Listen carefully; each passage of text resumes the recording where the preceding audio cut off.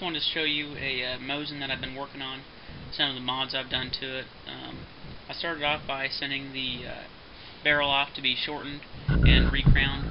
This one here is a 20-inch barrel now, and it's been recrowned.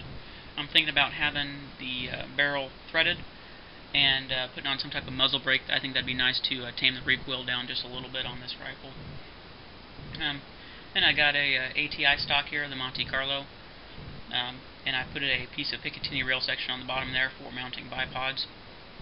I did go ahead and get the barrel free-floated in this action, so that worked out pretty well. Just getting the Mosin fitted to the stock was a little bit of a challenge, but it's certainly something that you can do with a little bit of patience. Moving back, then we've got a ATI scope mount here that I also had that professionally installed when I had the barrel cut. And I've just got a Vortex Crossfire here, 3 to 9 power. Pretty good scope, and it seems to be holding up to the Mosin recoil just fine. And then I've got bent bolt handle that I had welded on. I didn't really like the ATI version, the one that's held on by a bolt. I thought it looked a little cheesy, so I went ahead and sent this off and had that welded on, and I'm really happy with how that turned out. It looks a lot cleaner, in my opinion. I did go ahead and install a Timney trigger as well, and that's definitely a nice upgrade to the rifle. The stock Mosin trigger is pretty rough, to say the least. So that's an awesome upgrade that I would definitely consider if I was doing it again. I would have probably done that as the first modification. Just an awesome trigger in there. The action is partially bedded. I put in some aluminum bedding pillars for the front and rear pins, and then used JB weld in those areas to get them locked in there, and partially bedded the action. So that was a pretty good sized project to get that done, but I think definitely worth it.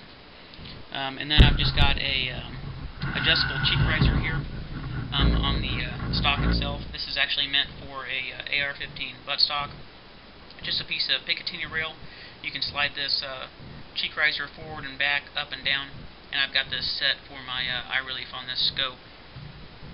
So really happy with this rifle. The accuracy is pretty decent, I think. This is a target that I had at about 125 yards, but we'll just say 100 to make the adjustments easy here. So this here is 4 rounds. This is 2 rounds touching here. This is me on this 5-round group that I made, so I'm not going to be including it. I know I pulled that round. So that is 4 rounds at about 2 MOA. So that's not bad using the spam can ammo that I normally shoot out of this rifle. I'm sure that you could get that tightened up a little bit using some nice factory ammo, or perhaps some of your special hand loads. So I think that's doable for this rifle. I did go ahead and set out a steel target, which I have a video of, at 300 yards. It's a man-sized torso plate, and I was able to make pretty good hits with it at 300 yards. So that's really all I can ask out of this rifle. And I'm sure you could put that target out further and still make good hits with it. So I'm thinking about getting some higher quality factory ammo and seeing what I can do out of it.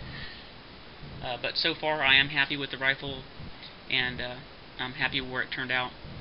So if you guys have any questions about this rifle or any comments about it, just go ahead and leave it in the comment section, and I'll try to get back to you.